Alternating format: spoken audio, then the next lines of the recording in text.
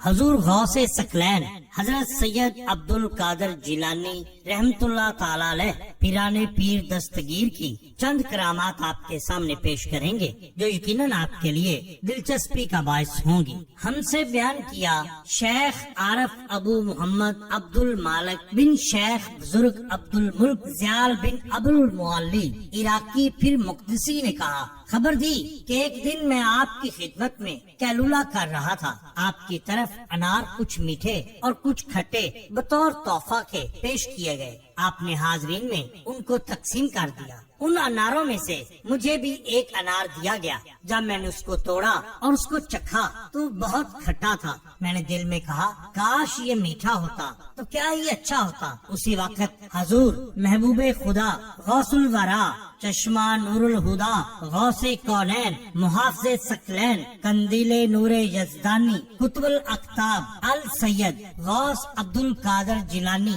رحمت اللہ تعالی علیہ نے مجھے دیکھا اور فرمایا یہ انار مجھے دے دو۔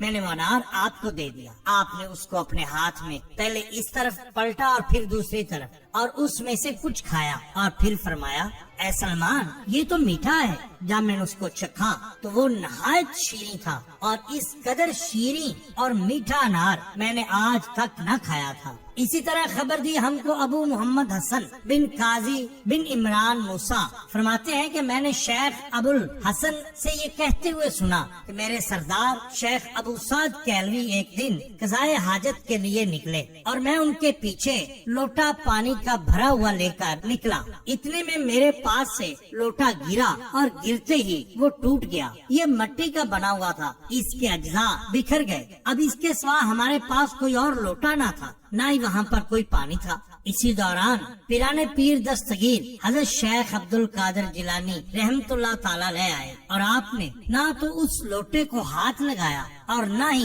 اس کو درست کیا اور نہ ہی اس پر اپنا ہاتھ پھیرا، بس اس کی جانب دیکھا۔ آپ کا دیکھنا تھا کہ وہ لوٹا صحیح سالم واپس جڑ گیا اور پانی سے بھی لبالب بھرا ہوا تھا، ایسے جیسے کہ پہلے تھا۔ اسی طرح مجھ سے شیخ محمد بن مدینی نے بیان کیا کہ میں نے اپنے شیخ ابو سعد کیلوی سے دمشق کی طرف جانے کی اجازت مانگی تو آپ نے اجازت دے دی اور مجھ کو 2 سیب دیے اور کہا ایک کو جاتے وقت کھا جانا اور ایک کو واپسی کے وقت، ان دونوں کے سوا اور کچھ نہ کھائیو۔ وہ کہتے ہیں کہ ان میں سے ایک سیب عراق سے دمشق تک جانے میں تمام راہ میرا زاد راہ رہا اور مجھے دوبارہ بھوک نہ لگی، اور جب کبھی بھی مجھے بھوک معلوم ہوتی میں اسی میں سے اپنے پیٹ میں بھر لیتا اور اس کے تمام کھانے کی مجھے قدرت نہ ہوتی، اور جب میں دوبارہ کھانے لگتا تو وہ پھر سے ٹھیک ہو جاتا، گویا کہ کسی نے اس کو چھوا تک نہیں۔ جب میں دمشق پہنچ گیا تو پھر میں نے سیب کھا لیا اور دوسرا سیب دمشق سے عراق تک میرا زاد راہ اسی طرح رہا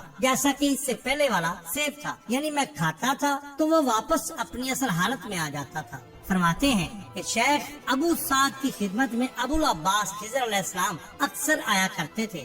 شیخ کیلویا میں رہا کرتے تھے جو کہ نہر الملک کے دیہات میں سے ایک قریہ تھا، بغداد کے قریب ہی تھا۔ فرماتے ہیں کہ ایک دفعہ ہم حضور محبوب خدا غوث الورا حضرت سید عبد القادر جیلانی رحمت اللہ تعالی کی خدمت میں تھے۔ یہ علاقہ بالکل ویران اور بیابان تھا۔ میرے دل میں خواہش پیدا ہوئی کہ کاش میں اس وقت بھنی ہوئی مرغی اور تلی ہوئی مچھلی کھاتا۔ حضور سید غوث ثقلین پیران پیر دستگیر حضرت شیخ عبد القادر جیلانی نے میری جانب دیکھا اور اس کے بعد دعا کے لیے ہاتھ کھڑے کر دیے۔ ابھی آپ کے ہاتھ دعا کرنے کے بعد نیچے بھی نہ ہوئے تھے کہ ہم نے فضا میں مچھلیوں کو آتے ہوئے دیکھا۔ ان مچھلیوں کے اوپر باقاعدہ طور پر بھنی ہوئی مچھلیاں، مرغیاں اور سفید رنگ کی گندم کی روٹیاں رکھی ہوئی تھی اور وہ ہمارے سامنے آ کر دھر دی گئی۔ اس کے بعد وہ مچھلیاں غائب ہو گئی۔ ہم حیران تھے کہ یہ مچھلیاں اور وہ بھی بیابان میں اور اوپر سے اڑنے والی مچھلیاں۔ اس پر سرکار نے میری جانب دیکھا اور کہا